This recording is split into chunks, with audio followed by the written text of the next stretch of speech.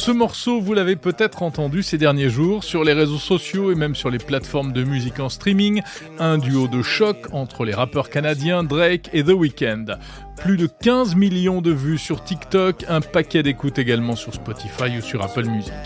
Sauf qu'il y a un problème puisque ce duo n'existe pas.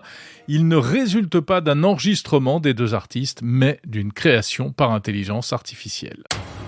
C'est un internaute, pour l'instant anonyme, qui se fait appeler Ghostwriter977, qui a diffusé et probablement créé cet enregistrement. Il l'a posté sur les plateformes de musique. En tout cas, jusqu'à ce que la maison de disques des deux artistes, Universal Music, tire la sonnette d'alarme pour réclamer le retrait immédiat du morceau. Motif, violation de la propriété intellectuelle. Alors on le voyait arriver gros comme une maison. Après les arts graphiques, l'information ou la vidéo avec les deepfakes, voilà, c'est la musique qui est désormais le nouveau terrain de jeu et de conquête des intelligences artificielles. L'économie de la musique va se prendre une nouvelle révolution en pleine figure. Si vous avez aimé la série du début des années 2000 consacrée au piratage avec l'avènement du MP3, eh bien vous allez adorer, si l'on peut dire, ce bouleversement en profondeur qui s'annonce du fait de l'intelligence artificielle. Oups. Il existe aujourd'hui en effet toutes sortes d'outils disponibles librement sur le web qui permettent de générer de la musique, mais aussi de cloner des voix à partir de voix de chanteurs réels avec un résultat incroyable.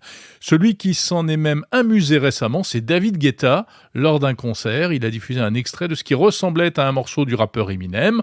En fait, c'était une chanson qu'il avait générée lui-même avec une intelligence artificielle. Ça ressemblait d'ailleurs à ce que vous aviez pu entendre ici même dans Monde Numérique en décembre 2022.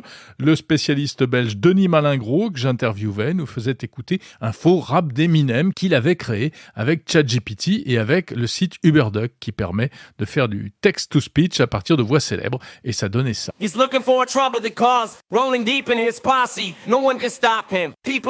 Alors les IA qui font de la musique et qui chantent, en réalité ce n'est pas très nouveau. Des chercheurs travaillent là-dessus depuis presque 10 ans.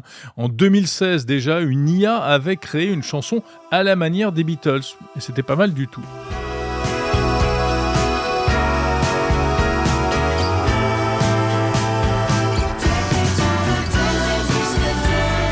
Mais ce qui est nouveau aujourd'hui, c'est comme avec ChatGPT, c'est la démocratisation de ces outils, la mise à disposition de tout le monde de logiciels hyper puissants. On trouve sur le web toutes sortes de sites qui permettent de générer de la musique au kilomètre de manière artificielle. Alors il faut dire ce qui est, le résultat n'est pas toujours fantastique. Par exemple, sur le site beethoven.ai, oui, il fallait le trouver. On peut fabriquer à peu près tout ce qu'on veut, mais le résultat est assez cacophonique. Une autre start-up, Aiva, propose des morceaux un peu meilleurs. Il suffit d'indiquer un peu les paramètres, le style que l'on veut, et la machine produit immédiatement ce dont on a besoin. Mais le résultat le plus spectaculaire actuellement, c'est celui produit par l'intelligence artificielle MusicLM de Google, qui permet de générer n'importe quel type de musique à partir d'un prompt, c'est-à-dire à partir d'une requête en langage naturel, comme ChatGPT. Par exemple, si vous lui demandez à MusicLM chanson reggae au tempo lent et à la basse et à la batterie, guitare électrique soutenue avec des voix détendues et une sensation décontractée, eh bien voici ce que ça donne.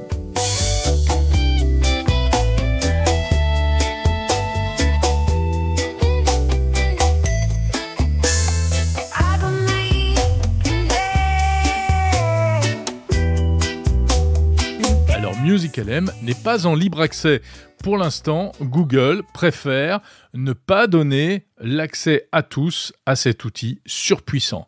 Il n'est pas dit cependant que cela ne change pas dans les semaines ou les mois à venir. En tout cas, cette petite révolution risque donc de frapper en premier lieu les plateformes qui proposent de la musique d'illustration pour les entreprises ou les créateurs de contenu, des morceaux que l'on peut acheter comme ça au kilomètre. Et derrière cela, il y a les artistes qui composent et qui créent tout au long de l'année et qui pourraient donc se faire concurrencer par les plateformes de génération automatique de musique, tout comme les dessinateurs-illustrateurs se font aujourd'hui concurrencer par les IA génératives du style Midjourney ou Stable Diffusion. Si l'on ajoute à cela les voix clonées plus vraies que nature, on devine que le champ des victimes potentielles de ces IA musicales est encore plus vaste. On peut donc parier que les maisons de disques vont s'engager prochainement dans un nouveau combat pour faire valoir les droits de leurs artistes. Les plateformes comme Spotify ou YouTube vont également devoir traquer probablement cette vraie fausse musique, mais ce ne sera pas simple. Comme le rappelle la newsletter Café Tech, l'industrie du disque apparaît aujourd'hui démunie. Les droits d'auteur tels qu'ils sont définis n'empêchent pas un robot de s'inspirer d'un artiste pour écrire des paroles ou composer une mélodie, et la voix d'un chanteur n'entre pas dans le champ d'application de la propriété intellectuelle. Voilà donc probablement un nouveau défi pour l'industrie de la musique et aussi pour le législateur européen. Décidément, ce ne sont pas les sujets qui manquent en ce moment. En tout cas, avant qu'un nouveau cadre réglementaire n'apparaisse, les faussaires de la musique risquent bien de s'en donner à cœur joie. She know what she need, all she blessed.